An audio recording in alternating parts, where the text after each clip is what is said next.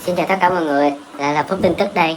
Thì hôm nay Phúc Tin Tức sẽ đưa những cập nhật về bệnh SARS-CoV-2 ở trong nước cũng như là thành phố Hồ Chí Minh mới nhất đến cho mọi người cùng biết ha.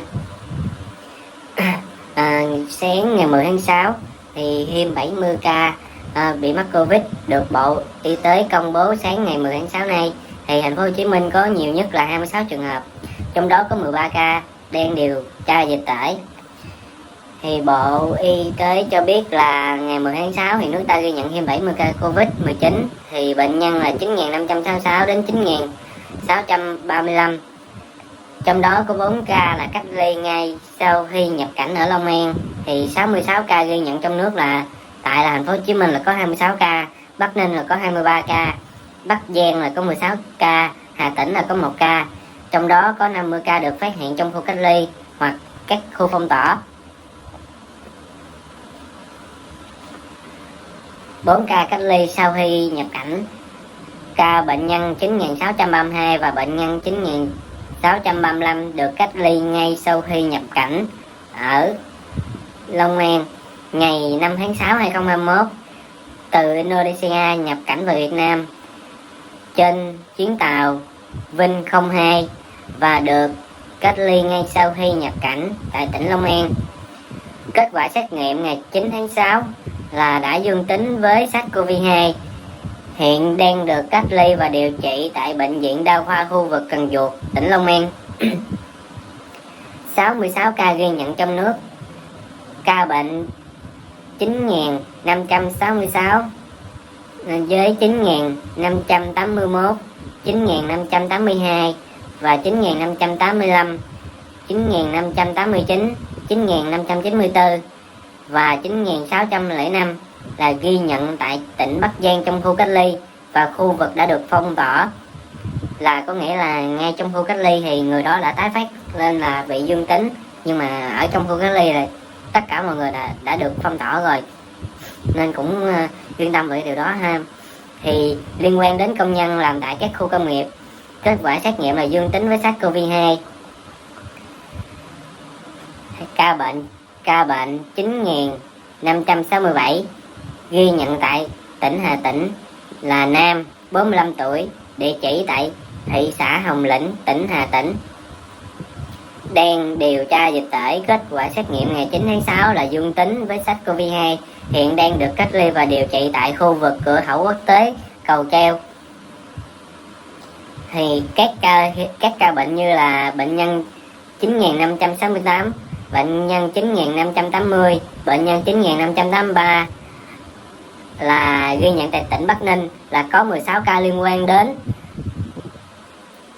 đến ổ dịch khu công nghiệp Quế Võ, và 2 ca liên quan đến ổ dịch Đại Phúc, và 2 ca liên quan đến ổ dịch khu công nghiệp Khắc Niệm. 1 ca là F1, 2 ca đang điều trị dịch tễ. Thì kết quả xét nghiệm cho biết là ngày 8 và ngày 9 tháng 6 là dương tính với SARS-CoV-2. Còn về ca bệnh nhân 9.606 và bệnh nhân 9.631 ghi nhận tại thành phố Hồ Chí Minh, 8 ca liên quan đến điểm nhóm hội Thánh Truyền Phục Hưng. Thì 5 ca là trường hợp F1, 13 ca đang điều trị dịch tễ, và kết quả xét nghiệm cho biết là dương tính với SARS-CoV-2. Thì đến nay tổng số những người bị mắc Covid-19 ở nước ta là 9.635, trong đó có 8.020 ca ghi nhận trong nước và 1.615 ca nhập cảnh. Số lượng ca mắc tính đến thời điểm 27 tháng 4 đến nay là 6.450 ca tại 39 tỉnh, thành phố. Số ca điều trị khỏi là 3.636 ca, số ca tử vong là 55 ca. Có 16 tỉnh như Yên Bái, Quảng Trị, Đồng Nai, Nghệ An, Quảng Ninh, Quảng Nam,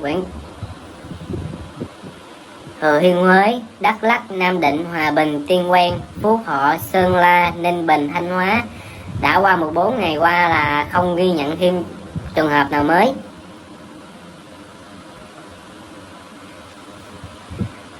Tổng số người tiếp xúc và nhập cảnh từ vùng dịch đang được theo dõi sức khỏe và được cách ly là 184.749, trong đó cách ly tập trung tại bệnh viện là 5.050, xin lỗi mọi người, là 5.093, cách ly tập trung tại cơ sở khác là 21.163, cách ly tại nhà là nơi lưu trú là 153.493. Thì đó là những tin tức thì cập nhật sáng nay, là những ca bệnh và những ca bị mắc, là những người bị nhập cảnh. Thì sau đây Phúc sẽ nói thêm về vấn đề là thành phố Hồ Chí Minh sáng nay đã phong tỏa thêm 3 hẻm ở quận Nhất vì liên quan tới Covid. Thì phong tỏa 3 hẻm này là ở quận Nhất ha, thì cũng đã có người liên quan đến Covid. Thì 2 người thân của ca nhiễm Covid cũng dương tính với SARS-CoV-2. Thì phiên ngày 9 tháng 6, Trung tâm Kiểm soát Bệnh tật thành phố Hồ Chí Minh thì cho biết cơ quan chức năng đã phong tỏa thêm 3 hẻm trên địa bàn phường Phạm Ngũ Lão, quận Nhất vì liên quan một ca nhiễm Covid-19. Cụ thể như sau là đầu và cuối hẻm 120 Trần Hưng Đạo và hẻm 102/35 đến hẻm 102/59 Cống Quỳnh và hẻm 120/33 đến hẻm 120/33/20 Trần Hưng Đạo. Theo trung tâm kiểm dịch là phát hiện là chiều ngày 7 tháng 6, cơ quan chức năng quận Nhất nhận thông tin từ bệnh viện nhiệt đới thành phố Hồ Chí Minh về một trường hợp dương tính với SARS-CoV-2 ngụ tại 120 Trần Hưng Đạo, phường Phạm Ngũ Lão. Cơ quan chức năng sau đó đã thực hiện khoanh vùng lại và điều tra truy vết, phong tỏa tạm thời khử khuẩn khu vực nói trên.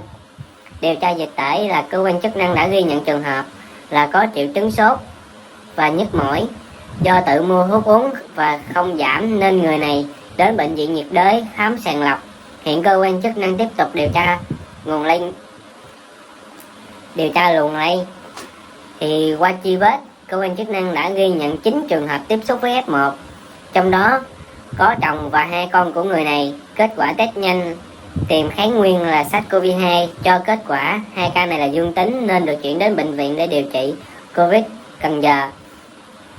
Thì riêng ca còn lại chuyển khu cách ly tập trung. Cơ quan chức năng thì đang dự kiến là lấy khoảng 500 mẫu trong 3 điểm đã bị phong tỏa để xét nghiệm và cho ra kết quả. Thì sau đây là cảm ơn, thì Phúc đã cập nhật những tin tức mà mới nhất cho mọi người xem. Thì mong mọi người xem và ủng hộ Phúc trong thời gian sắp tới để cập nhật những tin mới nhất hơn ha. Nhớ xem và nhấn đăng ký cho Phúc một đăng ký và một like. Cảm ơn mọi người.